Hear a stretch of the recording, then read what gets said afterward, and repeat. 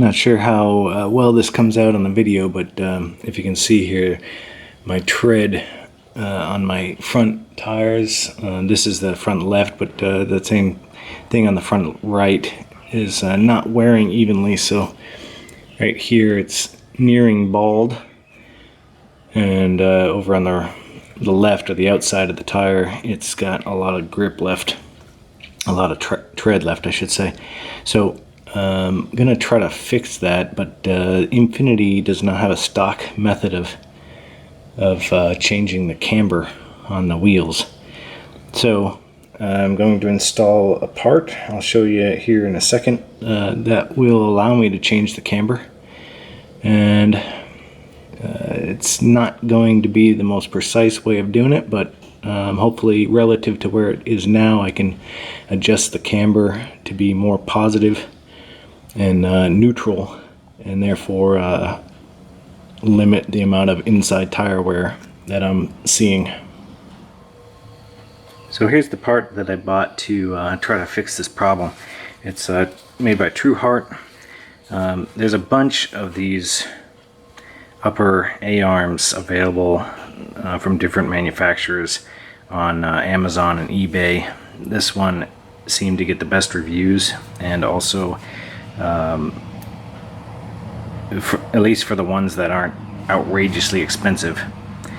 This one was a couple $100. I'll put the link to it in the description, but it seems to be very well made. The welds are all nice and solid looking. The part itself seems to be quality, and quality paint job as well. So it's adjustable here in the camber, so you can adjust it with these mounting bolts, 4 of them, which should make it strong, and so you can move it in and out here to adjust the amount of camber on the wheels. So I'm hoping that I can get some outward movement on this, and it's not just negative camber. Here's how I'm gonna gauge the change that I make. I got this fairly simple and inexpensive camber tool.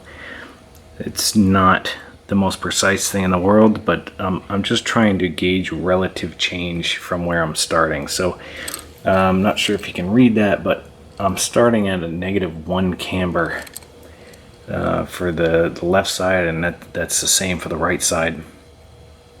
And so what I want to do is just be able to measure the change that I make.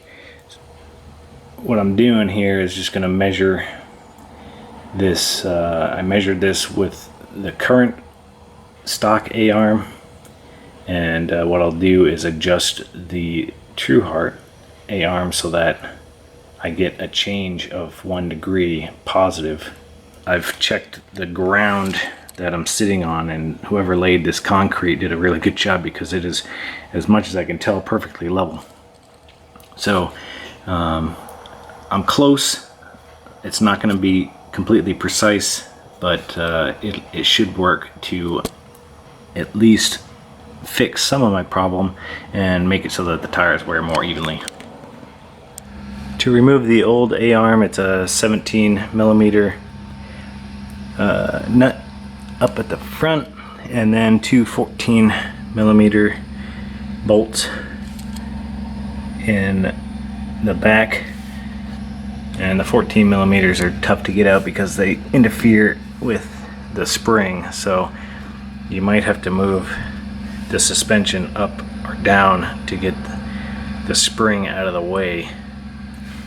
Okay, in order to get the 2 bolts out from the upper A-arm, the inside near the spring, this inner boot just seals into the top here where the strut goes up.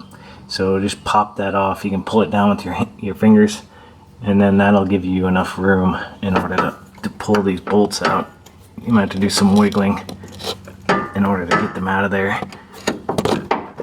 And for the front bolt up there, I actually had to throw my jack underneath the hub and jack it up just a tiny bit to get that spring out of the way so I could get that bolt out. It would appear there's not much adjustability, and I've read this in the comments as well, in the positive camber direction for these TruHart upper A-arms, which is a shame. I wish there was more adjustability either way. But I've maxed it out for the positive camber direction, so all the way out towards the edge here, as much as it'll go, and then I'll see where that gets me as far as a reading on the camber gauge. Make sure you tighten up these Allen keys before you put the A-arm on the car, because you can't, some of them you can't get to. You can get to some of them and tighten them down when they're on the vehicle, but you can't get out to all four. So get them to the position you want and then tighten them down. And in order to adjust it, you'll have to take off the castle nut here, pop this up, and then adjust them as needed. Okay, when you're putting everything back together, remember the torque specs 40 to 46 foot-pounds for the castle nut here, and then the inner bolts up there on either side, those ones are 37 to 44 foot-pounds. Well, after doing both sides, I was able to move the right front camber about 0.75 degrees towards the positive, and the left about 0.5. So it's definitely closer to zero now on both sides, and we'll see how the tread wear works out with that. And again, this is far from precise. I just wanted to make sure to have a way of gauging whether or not I could change it and have some type of reasonable assurance that I was actually doing something. So make sure when you lower the car off the jacks, the jack stands, that you drive it while, before taking a measurement on this type of camber gauge, because when you lower the car off the jacks, it'll induce some positive camber because the tire is gripping on the surface, on the pavement. So just give it a drive a little bit, and then that'll give you a better reading. But so I'm just gonna go with it. I think it worked as far as what I wanted it to do.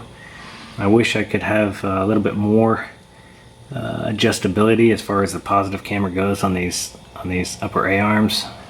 So that's kind of a fault in the design of the A-arms. I think they have a lot of negative adjustment, but barely any positive camber adjustment. So as far as installing these upper A-arms, they're pretty easy.